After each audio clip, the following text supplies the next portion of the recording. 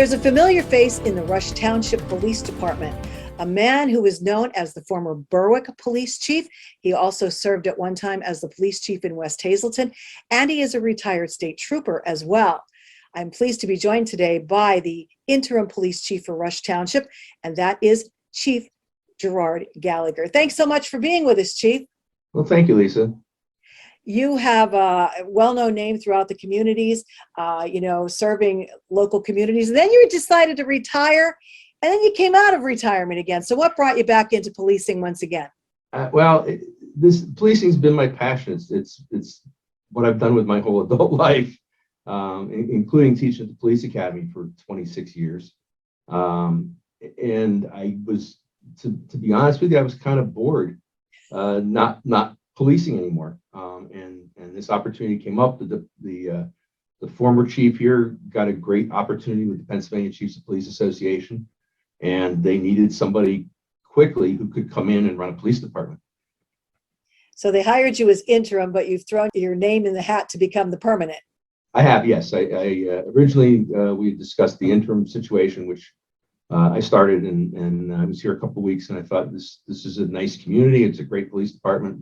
It was something that I could see myself doing more than just as an interim chief. So I submitted my name for consideration as permanent chief. All right. And right now you are looking for names of other people to be working in your department because you're hiring. I am, yes, we are hiring. We have only part-time positions. So I want to make that clear up front, but we have part-time positions. I'm actively hiring right now.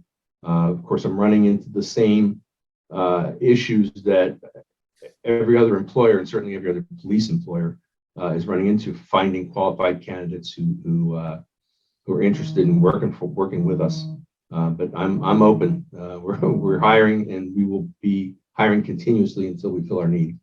I know that this time of the year is always a busy time for police departments everywhere. We were talking before we went on the air about some of the challenges right now. There's a lot of people who are going around trying to steal information of other people. With the holidays, a lot of people out shopping, and they're trying to get your credit card information. They're trying to steal your wallet. What's going on? We have a number of issues that have occurred in the last few months with people's personal information being stolen. And the thieves then will create a credit account in that person's name. There's a variety of different methods that they use. One of the most popular ones is what they call phishing on the internet. You'll get an email from something that looks legitimate. It's coming from Bank of America, and you have a Bank of America account, and it'll ask you to log in to protect your account. Well, as soon as you log in, you're giving them your username and your password. And then they turn around, take that, they get into your account, and they take all your money. So the other big issue that's come up recently is pickpocketing, or we call it pickpocketing, but it specifically targets women. A lot of women, when they're shopping, will put their purse in the top rack of the basket, the shopping cart, and they get distracted. They're picking something off the shelf, or they're at the checkout paying for their items, and the thief will come by and just reach right into the purse and grab their wallet, and walk away with it. And it's a big problem, and it's a big problem because one of the issues we have is now everybody's wearing masks, or a lot of people are still wearing masks, especially in shopping situations because they're around a bunch of strangers, and our thieves will be wearing masks and sunglasses.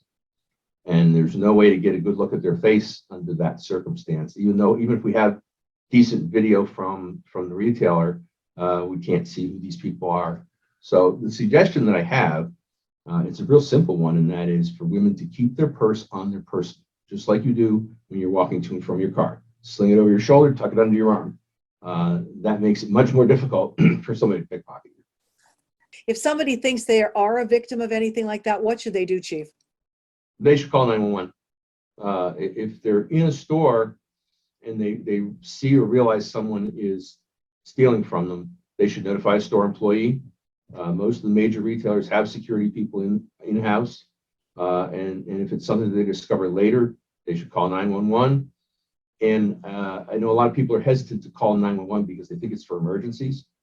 But the way the police departments in Pennsylvania are set up, that's really the only way to get a police officer to come to your house or to talk to you is to dial 911. Because most of the police stations, the officers are out on the road patrolling or answering calls. They're not seeing the station.